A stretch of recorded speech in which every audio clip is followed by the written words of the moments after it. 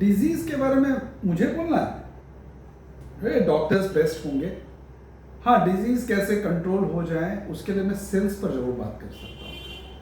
क्यों बात कर सकता हूँ? क्योंकि इसका मुझे अनुभव है और मैं प्रैक्टिकल एक्सपीरियंस कर रहा हूँ और मेरे जीवन में हमने देखा है फर्क क्या है। आपको बहुत छोटे छोटे एनेक्डोट से बताता हूँ। बॉडी में बहुत सारे पार्ट्स हैं। आप ब्रेन ले लें, eyes, nose, ears, heart, lungs, kidney, legs, सब कुछ है। ये सारे पार्ट्स किस चीज के बने हुए हैं? सेल के, सेल और टिश्यूज के।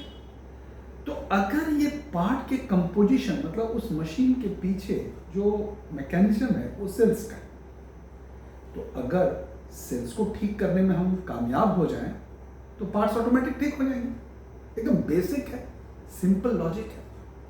भले ही हमको किडनी नहीं पता, भले ही हमको लीवर के बारे में जानकारी नहीं हो, भले ही हमको उसके पूरे बायोलॉजिकल स्ट्रक्चर के बारे में पता ना हो, लेकिन इतना तो पता है ना भाई कि सेल्स के बने हुए हैं, सेल्स को ठीक रखो। और सेल्स का बनावट क्या है?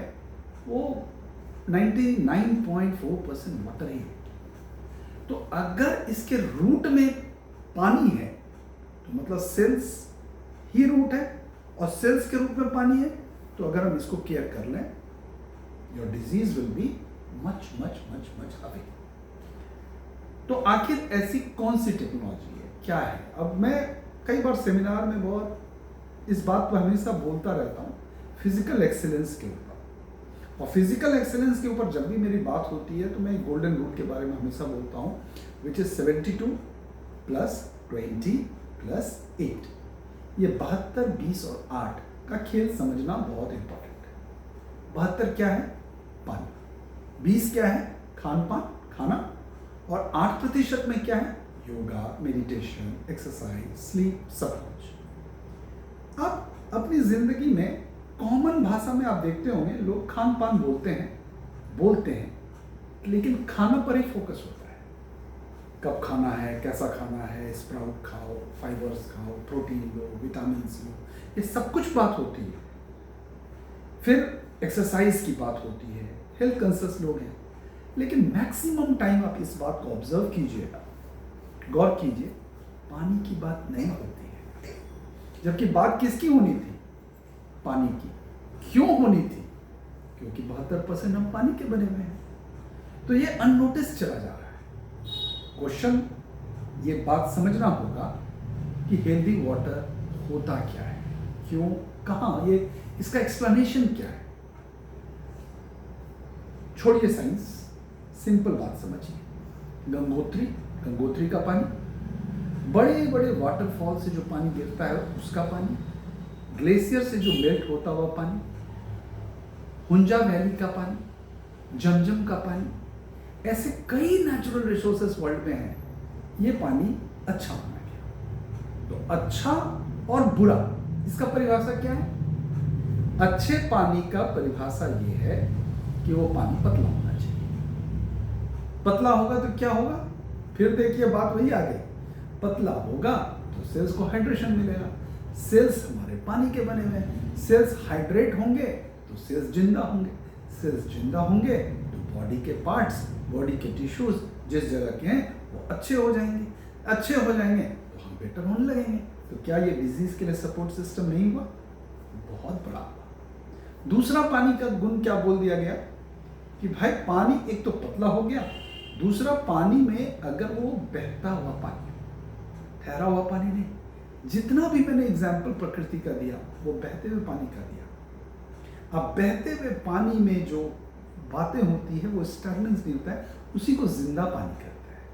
तो हमारे बॉडी में वैसा पानी जाना चाहिए। अब देखिए आज का सिचुएशन क्या है। मैक्सिमम के घर से चापाकल चला गया, वो बहता हुआ सोर्स जो कुआं का था वो खत्म हो गया, बंद हो गया। मैक्सिमम के घर में सिंटेक्स लगी हुई है, कोई टंकी लगी हुई है और उस टंकी में पानी स्टोर हो गया, स्टोर होके वो डेड हो गया और वही पानी हम कंज्यूम कर रहे हैं। क्या उचित पानी है ये? नहीं है।